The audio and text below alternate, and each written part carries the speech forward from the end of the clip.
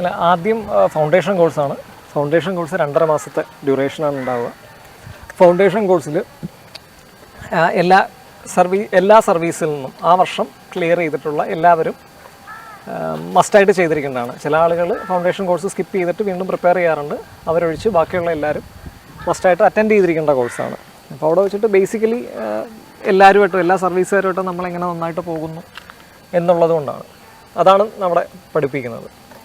അപ്പോൾ അതിനുശേഷം ബാക്കിയുള്ള എല്ലാവരും അവരവരുടെ അക്കാഡമികളിലേക്ക് തിരിച്ചു പോകും. IAS മാത്രം മസൂറിയിൽ അവശേഷിക്കും. അവിടെ പിന്നീടൊരു 4-5 മാസത്തെ ട്രെയിനിങ് ഉണ്ടാവും. അതിനുശേഷം ഭാരതദർശന് പോകും. ഭാരതദർശൻ ഒരു 1.5 മാസം നീണ്ടു നിൽക്കുന്ന ഒരു ഓൾ ഇന്ത്യ ട്രിപ്പാണ്. ഓൾ ഇന്ത്യ മൊത്തം കവർ ചെയ്യില്ല, എല്ലാ ബാച്ചുകളും കൂടി കമ്പൈൻഡായിട്ട് ഓൾ ഇന്ത്യ കവർ ചെയ്യും.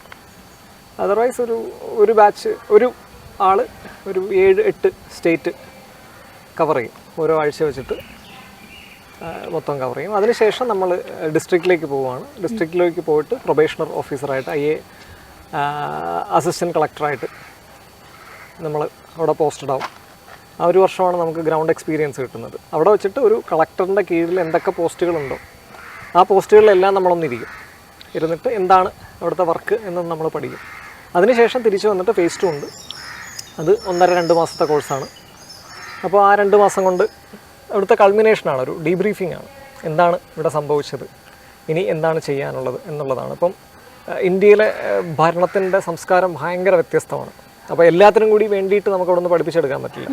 പക്ഷേ ഈ പ്രതിസന്ധികളെ നിങ്ങൾ ജനറലി എങ്ങനെയാണ് നേരിടേണ്ടത് എന്നുള്ളതാണ് നമുക്കിവിടെ പഠിപ്പിച്ചെടുക്കാൻ പറ്റുക. അപ്പോൾ ആ ഡീബ്രീഫിംഗ് കഴിഞ്ഞ് കഴിഞ്ഞാൽ പിന്നെ സെൻട്രൽ ഡെപ്യൂട്ടേഷനാണ് 3 മാസം. ഞങ്ങൾക്ക് 3 മാസമായിരുന്നു. ഇപ്പോൾ അത് 2 മാസമായിട്ടെന്തോ കുറച്ചു. അസിസ്റ്റൻറ്റ് സെക്രട്ടറി ആയിട്ട് നമുക്ക് സെൻട്രൽ ഗവൺമെൻറ്റിൻ്റെ ഏതെങ്കിലും ഒരു ഡിപ്പാർട്ട്മെൻറ്റിൽ വർക്ക് ചെയ്യാം. അത് കഴിഞ്ഞ് കഴിഞ്ഞാൽ നമുക്ക് നേരെ ഫീൽഡിലോട്ട് പോകും.